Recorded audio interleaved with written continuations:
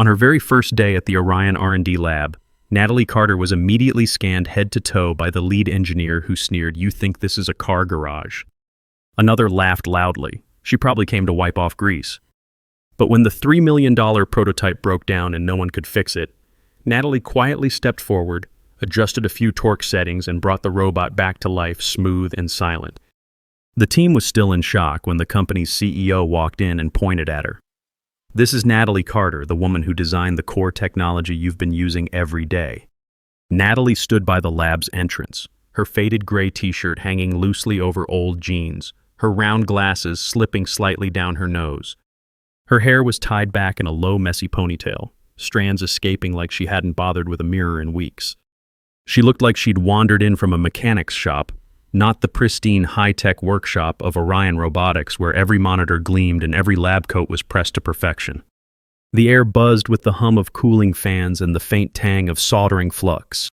Engineers, all with advanced degrees and egos to match, moved with purpose, their voices clipped with jargon about torque ratios and servo calibration. Natalie set her worn backpack on a stool, her hands steady but unhurried. A woman with a sleek bob and a lab coat embroidered with her initials glanced over, her lips curling. "Who let the stockroom girl in?" she muttered loud enough for the others to hear. Natalie's fingers paused on her bag zipper just for a second before she pulled out a tattered notebook and opened it, her eyes scanning pages filled with sketches and numbers. Right before the day's briefing, a group of engineers clustered near the testing bay, their laughter sharp as they eyed Natalie's worn sneakers. One, a man with a tailored blazer under his lab coat and a habit of checking his expensive watch, leaned toward his colleague and said, "Bet she's here to sweep the floors after we're done." His voice carried deliberate and cruel, drawing snickers from the group. Another engineer, a woman with a pearl necklace peeking out from her collar, added, "Look at that shirt, did she pull it out of a laundry basket?" The group laughed louder heads, turning to see if Natalie would react. She didn't. She adjusted her glasses, her fingers steady, and flipped a page in her notebook, sketching a gear system with precise, fluid strokes. The laughter hung in the air, but her focus didn't waver, her pencil moving like it was the only thing that mattered. The lab was a hive of activity, with engineers hunched over schematics, their screens glowing with 3D models of robotic arms. Lead engineer Liam, a wiry man with a buzz cut and a lab coat so crisp it looked like it could cut glass, strode through the room barking orders. He stopped dead when he saw Natalie, his eyes narrowing to slits. "Did HR screw up?" He said, his voice loud enough to echo off the concrete walls. "What is this, a car repair garage?" Laughter rippled through the room, sharp and mean. A young engineer with slicked back hair and a gold chain necklace leaned back in his chair, grinning like he'd just won a bet. "She's probably here to wipe down grease," he called out, his voice dripping with mockery. The others chuckled their heads, turning to gauge Natalie's reaction. She didn't give them one. She pushed her glasses up, picked up a pencil, and started sketching in her notebook, her hand moving with a rhythm that felt like it belonged somewhere else, somewhere bigger. As the team prepared for a test run, a senior technician, a man with graying hair and a clipboard always in hand, noticed Natalie's notebook. He'd been quietly observing her since she arrived, catching the way her eyes scanned the X3's wiring like she was reading a book. During a lull, he leaned over to a junior engineer and muttered, "That one's not what she seems." He pointed subtly at Natalie's sketches, the lines so precise they could have been printed. The junior engineer shrugged, skeptical, but the technician shook his head, his eyes narrowing. He'd seen her adjust a loose cable earlier, her hands moving with a familiarity that didn't match her intern badge. He made a mental note to mention her to the lab supervisor, sensing something the others had missed. Before the laughter could die down, a grinding screech tore through the lab. The Orion X3, a $3 million 7-axis robotic arm, seized up in the testing bay, its joints locked in an unnatural angle. Engineers scrambled to their voices, rising in a chaotic mix of panic and blame. Natalie glanced up from her notebook, her eyes flicking to the control panel across the room. She walked past it, her sneakers silent on the polished floor, and stopped just long enough to study the wiring. "Relay 7 is reversing the 12V flow," she said, her voice soft but clear, like she was pointing out the weather. "The control board will fry if you run it again." The room went still, every head swiveling toward her. Liam's jaw tightened, his face flushing red, but he waved her off with a flick of his hand. "Back to your corner, intern." He snapped, his tone sharp enough to cut through steel. The other engineers exchanged glances, some smirking, others shifting uncomfortably. Natalie didn't argue. She returned to her stool, her pencil moving again as if the moment hadn't happened. Hey, if this story's hitting you where it counts, take a second to grab your phone like this, video, drop a comment below, and hit subscribe. Stories like Natalie's about folks who get judged but keep showing up mean something. Let's keep telling them together. All right, back to it. The next morning, the lab was on edge. The X3 was still down and the client demo was looming. Liam was in a worse mood than usual, his voice barking over the hum of machines. He spotted Natalie by the coffee machine, pouring hot water into a chipped mug, her notebook tucked under her arm. "Hey, intern," he called, tossing a keycard that skidded across the counter and nearly fell. "Instead of offering random insights, be useful and grab coffee for the team. Black, no sugar, and don't screw it up." The room erupted in laughter, a few engineers clapping like it was a show. A woman with glossy red nails and a lab coat tailored to fit like a dress smirked, leaning toward her friend. "Better hurry, sweetheart," she said, her voice syrupy with fake concern. "We don't have all day for you to figure it out." Natalie caught the keycard just before it hit the floor, her fingers quick but calm. She slipped it into her pocket, grabbed her mug, and headed for the door, the laughter chasing her down the hall like a pack of dogs. During a break, a cluster of engineers gathered near the testing bay, their voices loud and mocking. A woman with a designer handbag slung over her shoulder pointed at Natalie, who was organizing her tools. "Look at her acting like she belongs," she said, her tone sharp enough to draw blood. "What's she gonna do, polish the bolts for us?" The others laughed, one mimicking Natalie's slow, deliberate movements. Another engineer, a man with a custom smartwatch and a smug grin, chimed in, "I bet she's never even seen a real lab. Probably thinks this is a hardware store." The group roared, their voices echoing off the steel counters. Natalie's hand paused on a wrench, her fingers tightening briefly before she set it down, aligning it perfectly with her other tools. Her face stayed calm, but her shoulders stiffened just for a moment as the laughter washed over her. As Natalie waited for the elevator, her eyes drifted to a framed blueprint on the wall, a cross-section of the X3's core, its lines clean but familiar. Her hand brushed the edge of her notebook where she'd drawn those same curves years ago, hunched over a folding table in a tiny apartment, her laptop whirring through the night. The elevator dinged and she stepped inside, her face unchanged. But her fingers tightened around the keycard just for a fraction of a second before she let go. Back in the lab, the engineers barely noticed her absence, too busy arguing over the X3's error logs.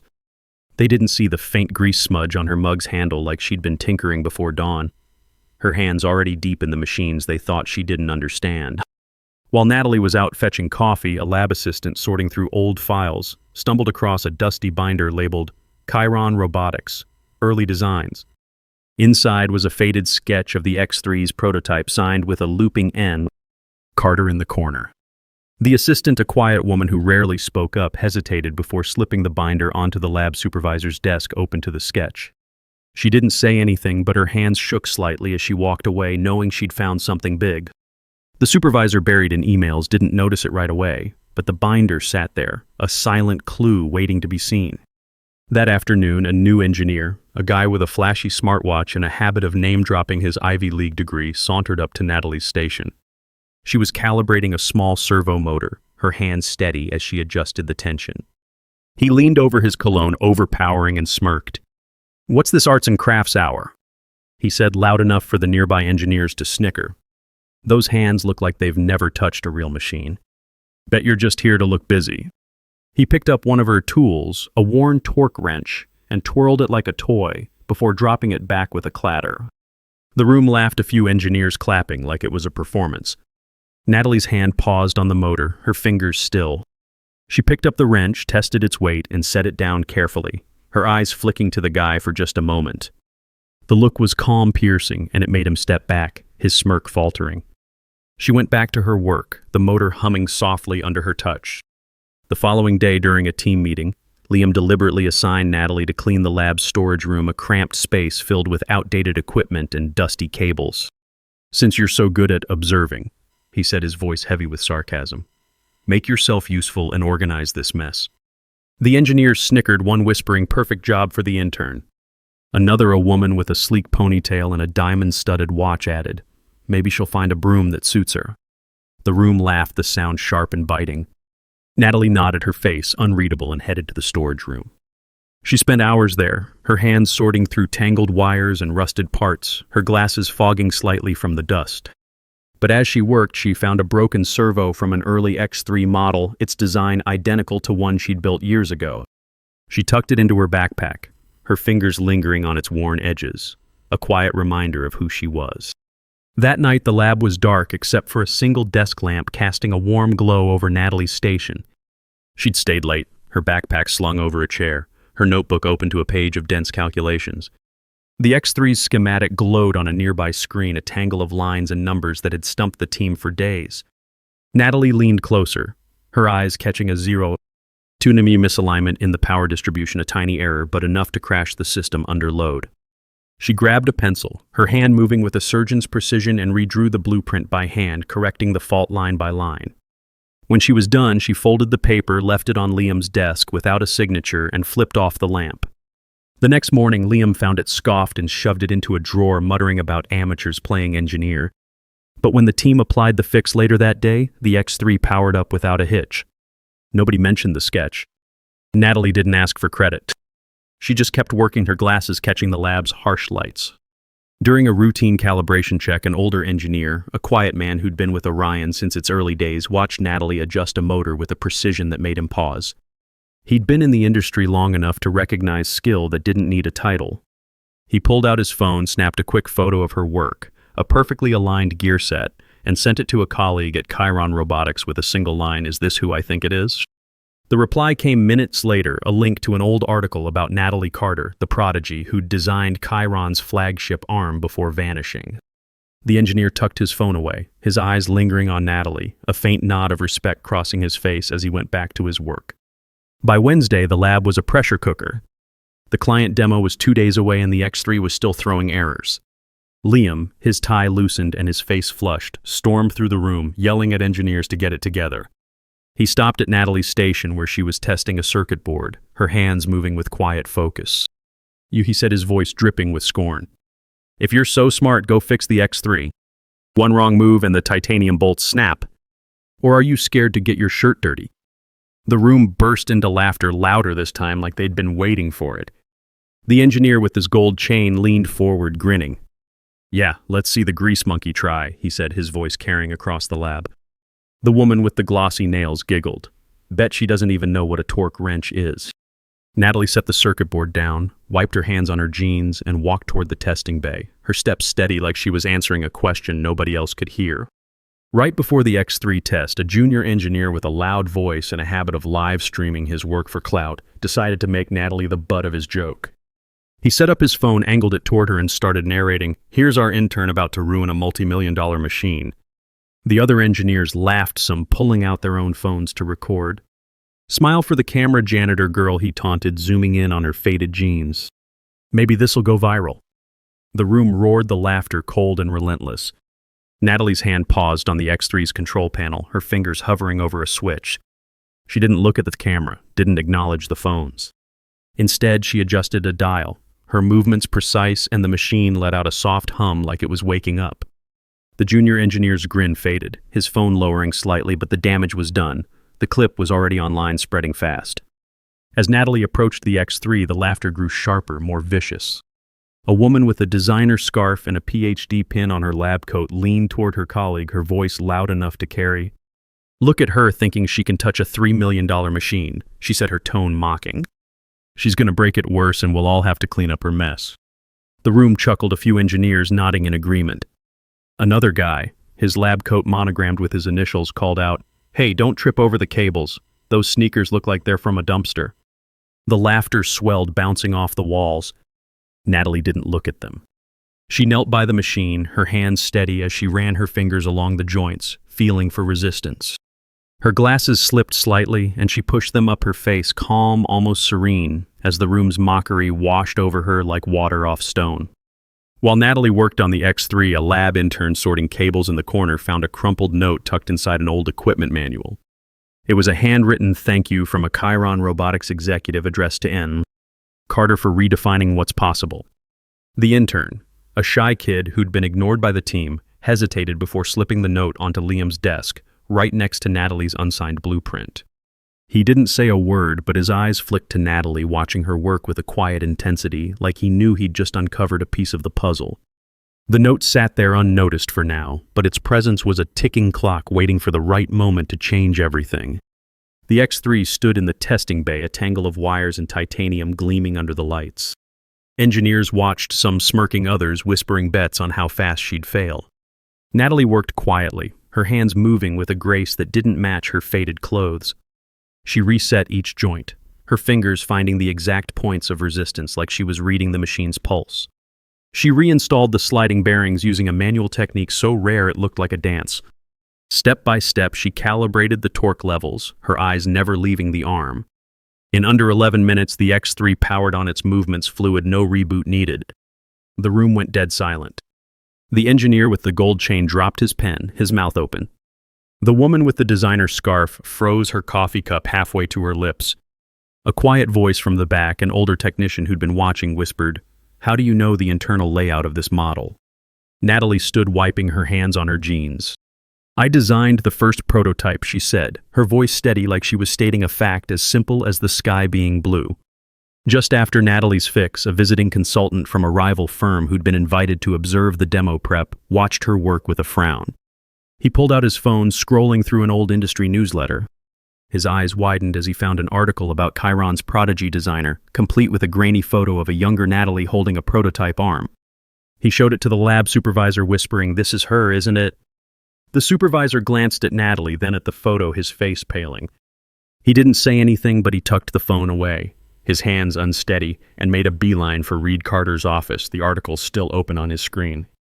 A janitor pushing a cart down the hall outside the lab slowed as he passed the testing bay. He'd seen Natalie earlier tinkering with a motor before the others arrived, her hands moving like she was born with a wrench. He leaned against his cart, watching through the glass as she worked on the X3. His eyes narrowed, recognizing something in her focus, the way she moved like the machine was an extension of herself. He pulled out a small notepad, scribbled a note, and slipped it under the door of the lab supervisor's office later that day. It read, "The intern knows more than she's letting on. Check her work." He didn't know her name, but he'd seen enough to know she wasn't just another pair of hands. Liam's face went crimson, his hands balling into fists as he stepped toward Natalie. "You designed this," he shouted, his voice bouncing off the concrete walls. "Dream on. This machine took 4 PhDs to create. You're just some nobody in a thrift store shirt." The engineer shifted, some looking at Natalie, others at Liam.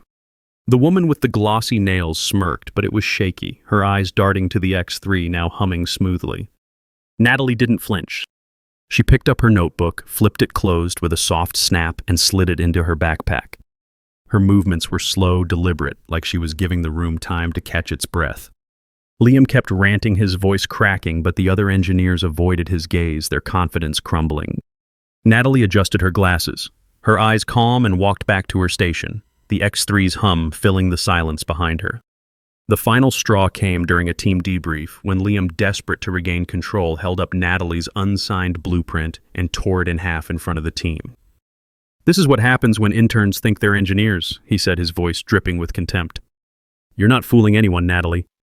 The room laughed, but it was nervous now, the energy shifting.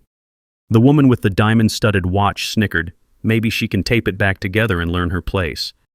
Natalie stood by her station, her hands still watching the pieces flutter to the floor. She didn't bend to pick them up. Instead, she pulled out another notebook, opened it to a fresh page, and started sketching again, her pencil, moving with the same steady rhythm. The laughter died out, replaced by an uneasy silence as the team watched her, the torn paper a stark contrast to her unbroken calm. The door swung open and Reed Carter, the CEO, stepped into the lab. He was tall, his suit simple but sharp, his presence shifting the air like a storm rolling in. He held his phone, his eyes scanning the room before landing on Natalie. "I was just informed someone here is mocking the woman who owns the core patent for the Orion X3 line," he said, his voice low but cutting through the noise like a blade. He looked at Natalie, his expression softening, almost proud. "You don't have to hide anymore. You're Natalie Carter. You're the finest mechanical genius this industry has ever known." The room froze. Liam's mouth opened, then closed, his face pale. The engineer with the gold chain stared at the floor, his hands stuffed in his pockets. The woman with the glossy nails gripped her tablet so hard it shook. Natalie stood there, her hands in her pockets, her gaze steady like she'd been waiting for this but didn't need it to keep going. As Reed spoke, a technician in the back pulled up Natalie's file on a tablet, his eyes widening. He nudged the engineer next to him, showing her the screen, a patent document with Natalie's name dated years before the X3's first prototype. The engineer's face went pale, her coffee forgotten in her hand. She whispered something to her colleague, who shook his head stunned. The tablet passed to another engineer, then another, the room's energy shifting as the truth spread like a ripple. Natalie didn't look at them. She adjusted her backpack's strap, her movements calm, and walked toward a workstation, her sneakers silent on the floor. The X3 hummed in the background, a quiet testament to her work. Right after Reed's announcement, the junior engineer who'd live-streamed Natalie's work fumbled with his phone, his face red as he realized his video was still online now, flooded with comments calling out his cruelty. He tried to delete it, but it was too late. The clip had been downloaded, shared, and dissected across industry forums. The room's laughter was gone, replaced by a heavy silence as engineers glanced at their own phones, seeing the same comments. Natalie didn't look up from her station where she was tweaking a small motor, her hands steady as ever. The junior engineer muttered an apology under his breath, but she didn't acknowledge it. Her focus on the machine, her silence louder than his words. The following week, the lab was different. Natalie was back, still in her faded t-shirt and jeans, but now the room stood when she entered. She was chief technical advisor, her name on every project brief, her input required before any machine was touched. Nobody dared question her. At a tech conference a month later, she stood at a podium, her glasses catching the stage lights, her voice soft but steady. "I don't care about fame," she said, her hands resting on her notebook. "I just want to be an engineer without being looked down on for wearing old clothes." The audience rose to their feet, their applause echoing, but she didn't linger. She stepped off the stage, her notebook tucked under her arm, and headed back to the lab where the machines were waiting. Liam was gone by then, his desk cleared out, his resignation quiet but final. The engineer with the gold chain lost his contract with a major client after his comments about Natalie were posted on an industry forum, the backlash swift and unforgiving. The woman with the glossy nails was passed over for a promotion, her name scrubbed from a high-profile project after her mockery was caught on a lab camera. The guy with the smartwatch saw his internship terminated, his online portfolio buried under comments calling out his arrogance. The woman with the designer scarf withdrew from the program, her social media account suddenly private. They didn't fight it, didn't argue. They just faded, their absence a quiet consequence of their own words. During a late-night session, a junior engineer approached Natalie as she worked on a new prototype. He was hesitant, his hands fidgeting with a wrench. "I saw your patent," he said, his voice low. "Why didn't you say anything when they, Natalie looked up, her glasses reflecting the desk lamp's light. She set her tools down, her hands steady. "Machines don't care what you wear," she said. "They just need you to listen." The engineer nodded, his face red, and went back to his station, his wrench held a little tighter. The moment wasn't loud, wasn't dramatic, but it shifted something in the lab, a quiet respect settling in. Sometimes late at night, Natalie would pause by the X3, her fingers brushing the joints she'd designed years ago. The lab was quiet, the hum of machines like a heartbeat. She'd adjust a setting just slightly, and the arm would move smooth and silent. It wasn't about proving anything. It was about the work, about listening to what the machines were saying. Her hands told the truth, her silence louder than any shout. She'd been judged, mocked, dismissed.